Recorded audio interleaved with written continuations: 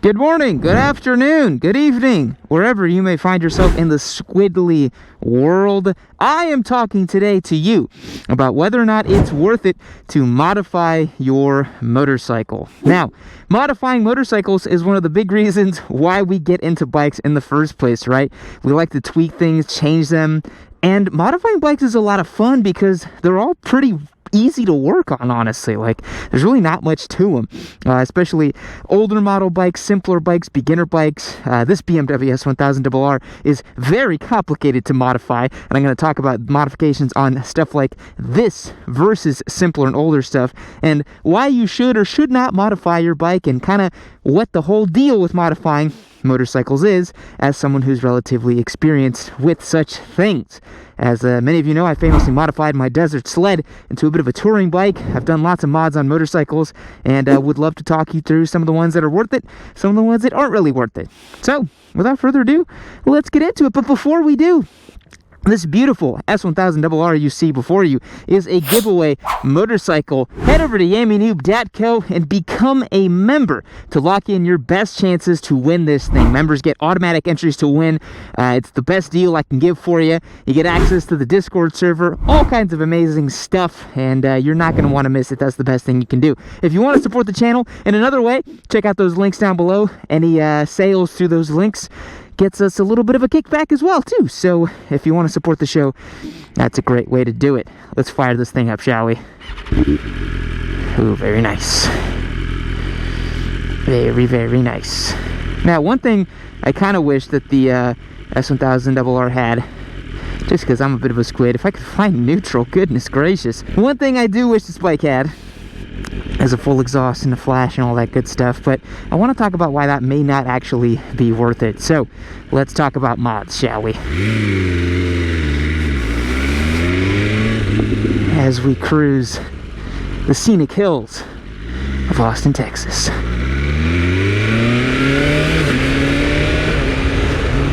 So when it comes to modifying your motorcycle, there's mods that are sort of superfluous and kind of just like farkly.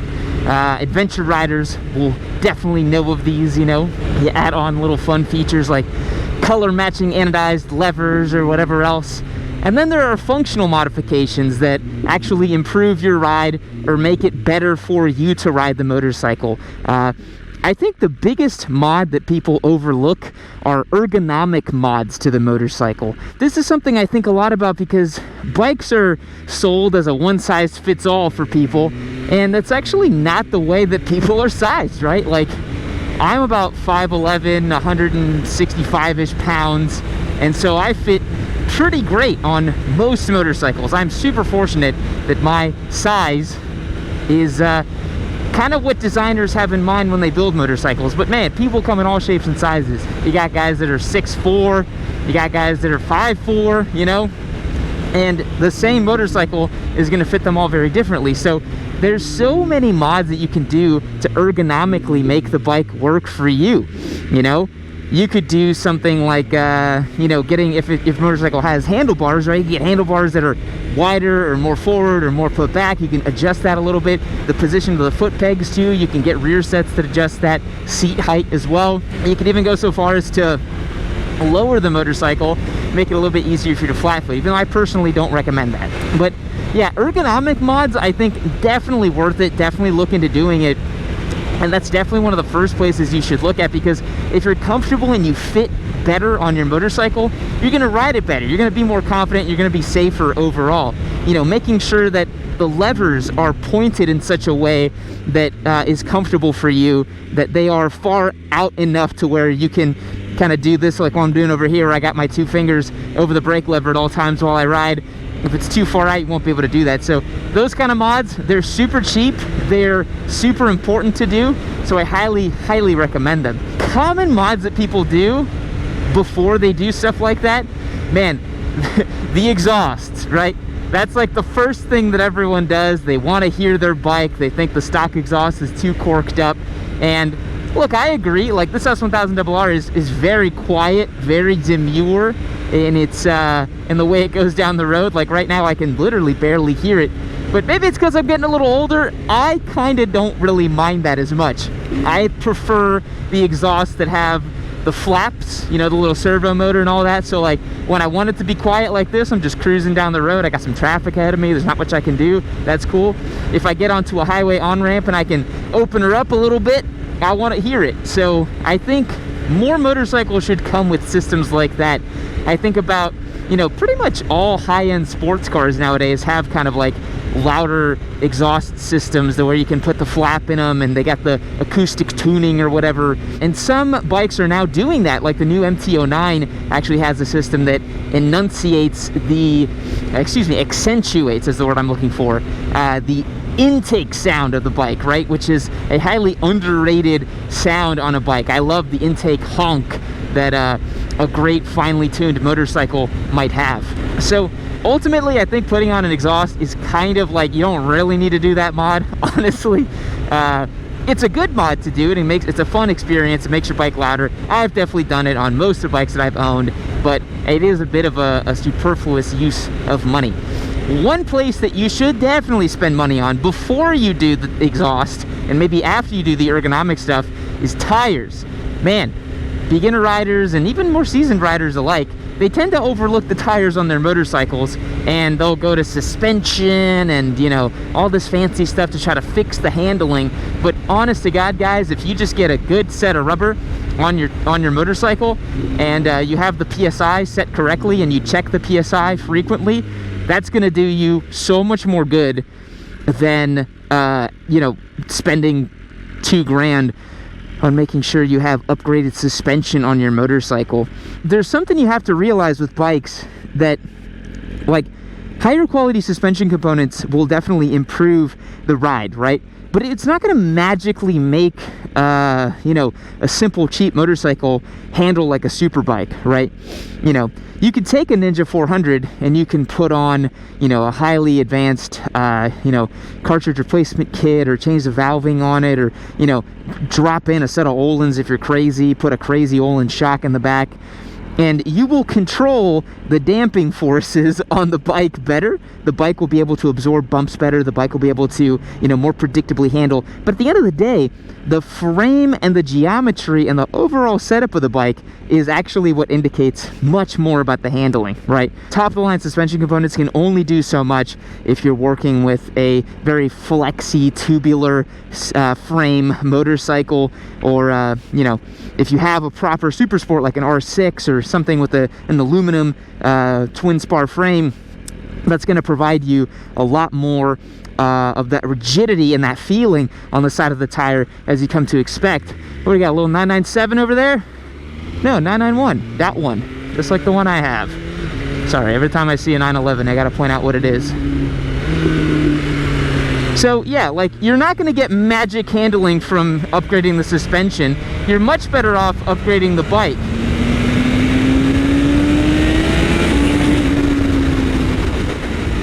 And that's something that, if you're coming from the automotive world, the car world, and you haven't quite, you know, figured out yet, motorcycles can be upgraded and modified to fit what you're looking for, but they are also at the same time, it's so much easier to just get a faster, better bike. Like, yes, you can get a full exhaust system on your beginner bike and the stickiest tires you want, and upgrade the suspension, and, you know, spend $6,000 on a Ninja 400 trying to turn it into a ZX6. But ultimately, a ZX6 will pretty much always be faster, even in stock form, you know? So around a racetrack with a competent rider, we can make that argument all day. But I'm talking about, like, for the average rider to average rider, it's not going to make that much of a difference.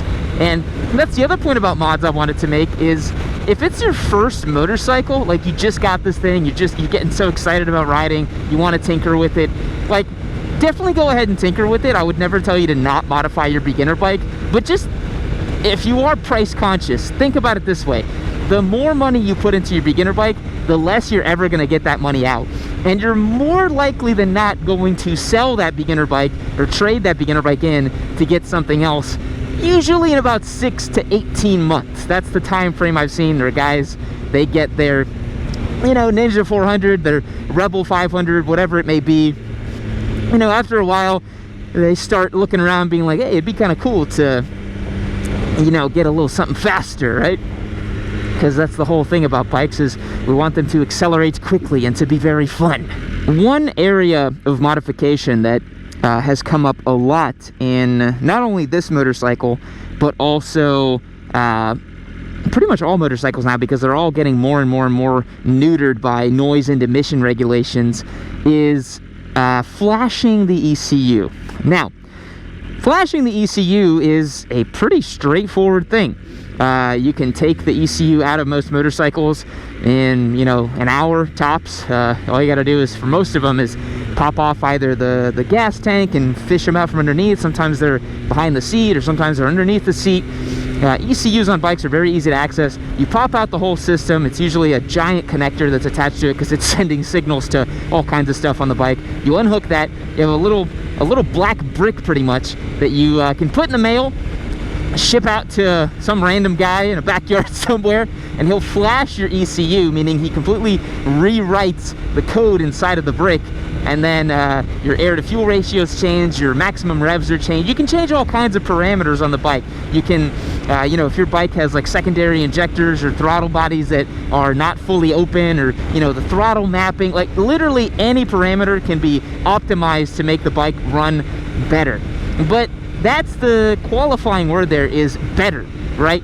Sometimes flashing a motorcycle, you can yield better results in terms of, oh, it performs better, accelerates better, it's more peppy, all that stuff that is great for a sport bike or something you're going to take on the track very often. But one of the big considerations you got to think about is it going to be more reliable? Is it going to have your warranty be voided? And ultimately, is that something you want to deal with just to have that little bit of extra power and oomph? For example, this S1000RR, I've heard numerous comments on my videos saying that I have to flash this motorcycle to experience what it can really do. And I have experience with that, because the Honda Fireblade that I bought in 2021 as a giveaway bike, I did flash that motorcycle, and yes, it was almost comically fast. It was insanely fast, to the point where I didn't like riding it as much, you know? I changed that bike so much from flashing it that I just thought, well, now it's just like a rocket ship. And I think that, you know, while engineers at motorcycle companies have to adhere to these emissions laws and these regulations, they know what they're doing, guys. Like, these are all highly intelligent people that were handpicked by a giant conglomerate, typically top-tier talent that's putting these bikes together, right? Like, personally, for this S1000RR, I ride it around on the street, and yes, I do notice that there's a slight flat spot, you know, in the middle of the rev range. Does it bother me? No, because it's a street bike, and when I really want it and I start really getting on the gas with it, it's super fast. So I think tempering your expectations with these flashes is super important, and recognizing what it is you actually want to do with the bike. I think that's the biggest thing that people don't think about. They just think that, oh, I'm going to make the bike better. I'm going to make it faster. I'm going to make it perform better. That's not always like what you actually want, you know? That's not always what you actually need out of the bike. But, you know, I'm not going to sit here and say, oh, I would never like flash my bike or put an exhaust in my bike, because I've literally done that over and over and over again, because it's fun to do. But you have to recognize that nothing in this world is positives all the way down. There are definitely trade-offs, and, you know, voiding your warranty on a brand new bike is a big trade-off. You know, if anything goes wrong with the bike, you're going to take it in and they're going to say, well, you flashed the ECU, so we're not covering anything that's wrong with it, you know? And if you can stomach that, and if you're buying the bike as just like a roll race bike, or you don't really care what happens to it, that's cool, man. Like, more power to you. But for a lot of people, when they buy a brand new bike, they definitely want to maintain the warranty that's on it, and not have anything happen to it in that regard. And I do think that's really important. You know, you don't want to get to a situation where, you know, you've modified the bike and you've made it so that it can't be worked on anymore. And that's the other thing too. I have experience modifying a bike beyond normal servicing capabilities. Like, for example, I turboed a Hayabusa, right? Like, I did that, I lived that life. Yeah, that was really something. But that bike went so far beyond what is expected of a normal modification that you know, you have to get to the point where you have to be comfortable working on it yourself or taking it to a very specific mechanic who can work on the motorcycle. And that can sometimes kind of stink, right? Like if you have just the one guy who knows how to work on your bike because he built the motor or did the thing or whatever, or you had to then develop all the knowledge to put in different pistons and valve springs, and you turboed it, and you have a different fuel setup, and you have freaking meth injection or whatever, like, you know, you have just a crazy setup on a bike. You'll get to the point where it stops being viable for you to just work on the bike. It becomes this insane atrocity, right? I also think about the GSX 250 that we had in 2021 that we turned into a scrambler and we just had a bunch of fun with. The only reason I did that with that bike because I knew the day I bought it, it was destined to go into the dump. I knew I was never going to sell that bike. I knew I was just going to, you know, basically throw that bike in the trash after about a year because I was just going to do horrible, monstrous things to it. So taking a bike very beyond its intended use case in terms of modification is also kind of a bad idea. You know, if you take a sport bike and turn it into a scrambler off-road bike, you know, you're probably never going to be able to resell it again. And that's, I mean, for some people that's fine. Like, not everything in life's about resale value. The experience of taking a motorcycle and doing something fun with it is usually, it's usually worth it. It's a lot of fun to do that with bikes. I really like doing that with bikes. Other mods that I think are really overlooked, obviously I mentioned tires. I think your braking system, that's a huge one that I see guys never even thinking about. But on most entry-level bikes, the braking systems are atrocious. They're atrociously bad. I think about like the Yamaha R3. Good God, that brake is just unbelievably bad on the Yamaha R3. And it would definitely benefit from even just a pad swap, direct lines to the front, you know, fluid flush, better fluid. And then the biggest one is a master cylinder. I know people think that's kind of overkill, but if you're gonna go and spend $1,200 on an exhaust, you might as well spend $300 and get a new master cylinder and get that brake pressure feeling so good on that bike, you know? Because it really feels amazing to have a fresh, like, RCS 17 on a bike. It feels awesome, and it's like the way it was meant to work, you know? For most top-of-the-line bikes or mid-level bikes like R6s, BMW S1000RRs like the one I'm on right now, the master cylinder is perfectly serviceable. I would not recommend swapping this out unless you're going to go racing or seriously tracking the thing. It's really not necessary. Like, I feel like this has plenty of braking pressure and stopping power. I don't think it needs any modifications. But yeah, I mean, there's so much to modifying a motorcycle, but I think the thing you guys have to think about is, what's my use case with this bike? What am I trying to do with it? What do I ultimately want to get out of this machine? And then modify according to that, you know? I think it's super important to basically start from there and then, you know, figure out what those mods would look like. And if you're going to keep the bike for a long time, modify it as much as you want. Go crazy. But for most people, if it's a little beginner bike, if you're just like setting it up and all that stuff, it may not be worth it to do all those different mods to it, you know? Just might not be. What a pleasant ride on the BMW here. This thing, gosh, works super well as a street bike. And quite honestly, me as a relatively experienced rider, track day warrior, racer, all that stuff, I don't know, I wouldn't really, there's not really a whole lot I would modify on this bike, you know, if it were mine, if it weren't a giveaway bike. I think I'd do tank grips. I like the exhaust on it right now. It's plenty loud enough for me, and everything else works great. It's like, what would you want to change on it to, you know, make it better? It's already so good. New bikes are already all so freaking good, guys. You don't have to go and reinvent the wheel with them. But anyways, I hope you enjoyed today's video explaining a little bit about how to mod your bike, what you should be looking at, what you should be doing with it. Remember, this S1000RR is a giveaway motorcycle. Head over to yammynoob.co, become a member. That's the best way to support the show, get entries to win the bike, and all that great stuff. You are not going to want to miss it. And yeah, if you want to support the show in another way, click those links down below and shop through our affiliate links. That's a great way to support what we do here as well. Thank you so much for watching today's video, and I'll catch you in the next one. See you later. Keep watching Yammy Noob.